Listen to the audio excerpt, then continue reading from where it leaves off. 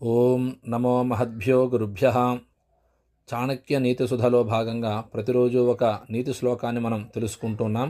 నేటి 10వ రోజైన ఈ రోజున ఆచార్య చాణక్యుడు తెలియజేసేటువంటి విషయాన్ని మనం గమనించినట్లయితే, సాధారణంగా మనం కొన్ని విషయాలలో సర్దుకుపోదాం, పర్వాలేదు అని అనుకుంటూ ఉంటాం.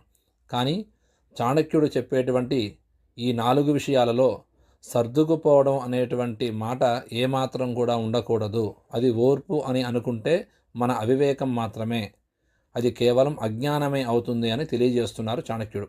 మరి వాటి విషయాన్ని సమగ్రంగా పరిశీలన చేసినట్లయితే, యస్మిన్ దేశే న సమ్మానో న వృత్తిర్న చ బాంధవాః న చ విద్యాగమః కశ్చిత్ తం దేశం పరివర్జయేత్ అని చెబుతూ ఉన్నారు.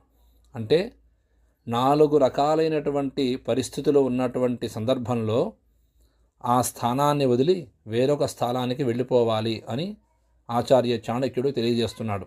అవేంటంటే, ఏ స్థానంలో అయితే నీకు గౌరవ మర్యాదలు ఉండకుండా నీ ఆత్మగౌరవం దెబ్బతింటుందో అక్కడ నువ్వు ఎంత శ్రమించినప్పటికీ కూడా గుర్తుపు కాదు కదా, కనీసం గౌరవం కూడా ఉండదు. కావున దాన్ని వదిలివేయాల్సిన అవసరం చాలా ముఖ్యంగా ఉంది అని చెబుతున్నారు. ఇక 2వ స్థానం, మనం ఉండేటువంటి స్థానం మీద ఎంతో మమకారం ఉంటుంది కొందరికి.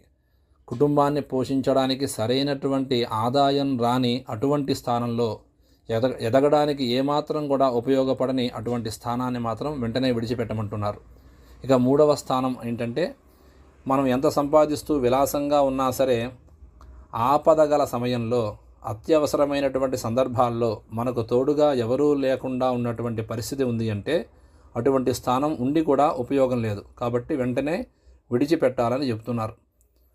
4వది చూసినట్లయితే, మనిషి అనేవాడు నిరంతరం కూడా ఏదో ఒక విషయాన్ని తెలుసుకుంటూ నేర్చుకుంటూ అందరికీ కూడా తెలియజేస్తూ ఉంటాడు. అందుకే నిరంతర విద్యార్థిగా మనిషిని పిలుస్తూ ఉంటారు.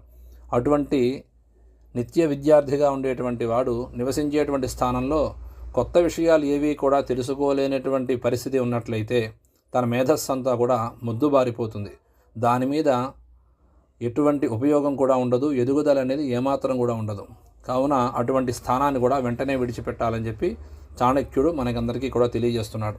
ఈ విషయాలన్నీ కూడా గమనించి మనం ఉండేటువంటి స్థానాల్లో ఈ 4 రకాలైనటువంటి పరిస్థితులు లేకుండా ఉన్నట్లయితే ప్రశాంతంగా ఉండొచ్చు అని చెప్పి మనందరికీ కూడా నీతి బోధన చేస్తున్నారు.